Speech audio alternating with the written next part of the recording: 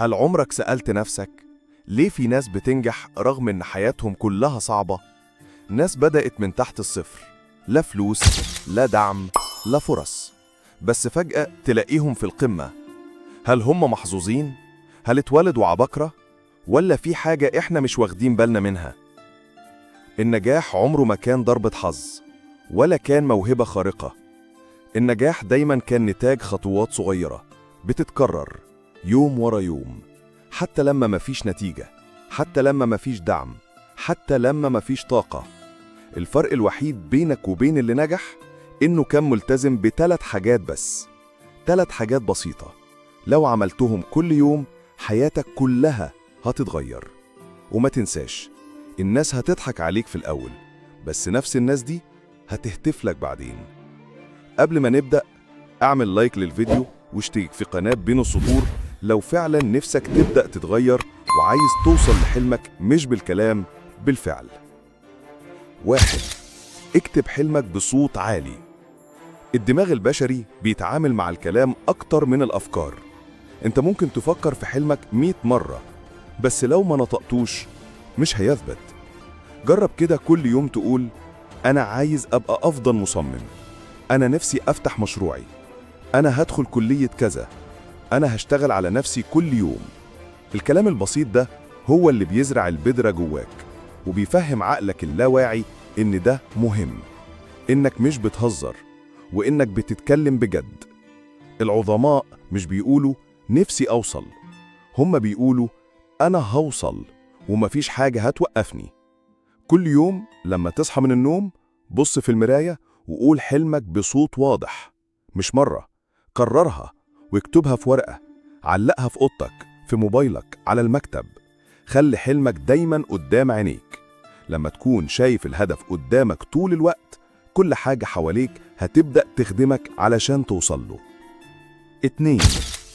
اتعلم كل يوم، حتى لو دقيقة واحدة.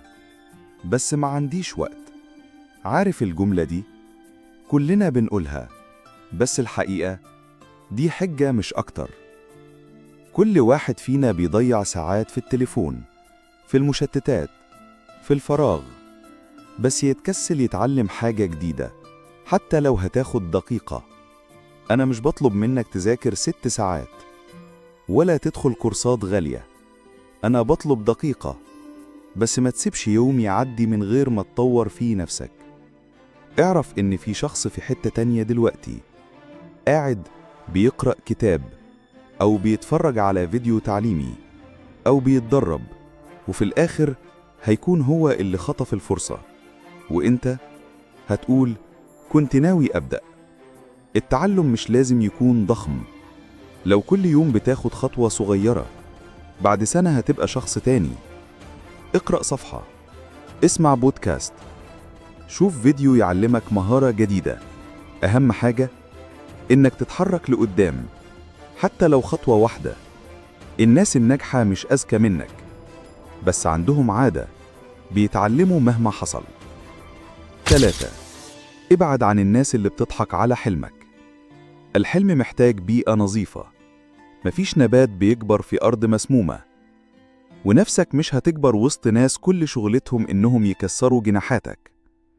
أول ما تبدأ تحلم وتتكلم هتلاقي ناس بتضحك. انت هتوصل لإيه؟ الحاجات دي مش لينا. عيش الواقع يا عم. ناس طول عمرها خايفة، ناس استسلمت، فلما يشوفوك بتحاول بيحسوا بالتهديد. المشكلة مش فيك، المشكلة إنهم شايفين فيك النسخة اللي هم فشلوا يكونوها. من النهاردة خليك حريص على دايرة علاقاتك. مش أي ضحكة تبقى دعم، مش أي صاحب يبقى سند، ومش أي كلام تسمعه. لو في حد حواليك بيقلل منك، بيسخر من حلمك، بيحسسك إنك مش كفاية، احمي نفسك منه. ابعد حتى لو اضطريت تبقى لوحدك. الهدوء أرحم من الأصوات اللي بتكسر طموحك. وصدقني، لو كملت لوحدك هتقابل ناس شبهك، ناس بتشتغل على نفسها، بتتعب وبتدعم. بس لازم تبدأ وتكمل حتى لو الطريق لوحدك. انت مش محتاج معجزة، مش محتاج تذاكر 20 ساعة ولا تشتري كورسات غالية ولا تسيب شغلك وتسافر. انت محتاج تبدأ وتكرر كل يوم، تقول حلمك بصوت واضح، تتعلم حتى لو دقيقة، وتبعد عن اللي بيكسرك. بس كده. النجاح مش محتاج ذكاء، النجاح محتاج التزام. وانت لو وصلت لهنا فده معناه انك مختلف، انك عايز تتغير، وانك ممكن توصل لو كملت. ما تنساش تعمل لايك وتشترك في قناة بين السطور، وشاركني في الكومنتات ايه اكتر عادة من التلاتة دي محتاج تشتغل عليها، وايه هو حلمك الحقيقي. انا محمد، وبكمل معاك من بين السطور عشان اقولك الحقيقة اللي محدش بيقولها.